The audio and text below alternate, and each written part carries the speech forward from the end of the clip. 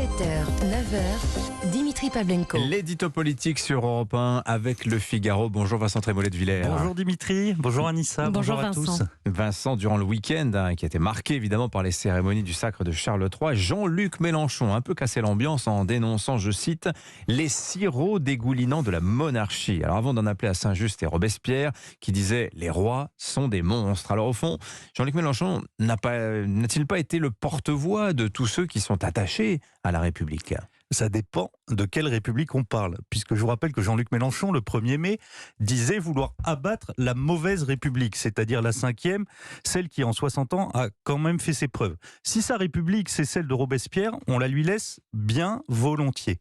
C'est une évidence, personne n'est obligé d'être sensible à la liturgie royale de ce week-end, mais à en croire les audiences, des millions de Français ont vibré au God Save the King et ils ont admiré l'élégance et la retenue de Kate Middleton. Peut-être que ces Français préfèrent largement ce spectacle au débraillé arrogant des Insoumis. On va dire que c'est une question de goût. Mais si l'on en revient à la politique, Jean-Luc Mélenchon donc s'inquiète de la verticalité d'une monarchie sans pouvoir, celle des Britanniques, et d'une république, la nôtre, véritablement traquée par les contre-pouvoirs. De menaces, on le voit, qui n'en sont pas. Mais pire encore, quand des policiers sont blessés par centaines, Mélenchon dénonce une police, je le cite, employée à persécuter les manifestants. À croire que la réalité ne l'intéresse plus du tout. Ce qui l'intéresse, c'est ce qui renforce et confirme sa vision du monde. C'est comme si la sécession entre le réel et son système de pensée était consommée. C'est ce qu'on appelle l'idéologie. Alors Jean-Luc Mélenchon affirme vouloir tout conflictualiser dans cette critique du sacre royal britannique. Bon, finalement, il n'a fait qu'appliquer sa théorie. Oui, c'est sa stratégie, mais à force, elle fabrique et solidifie un épais plafond de verre.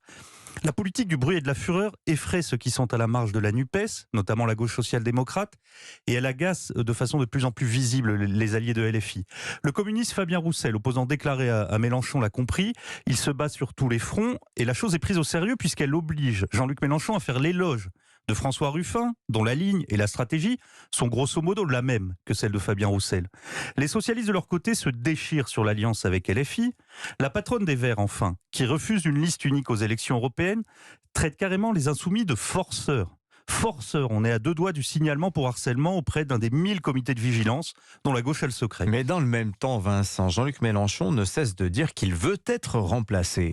Et on ne sait toujours pas s'il s'agit d'un souhait ou d'un défi qu'il lance aux éventuels prétendants. Sans mandat, à la tête d'un mouvement politique absolument opaque, Jean-Luc Mélenchon, qui a échoué 3 fois à atteindre le second tour de la présidentielle, assure vouloir passer la main.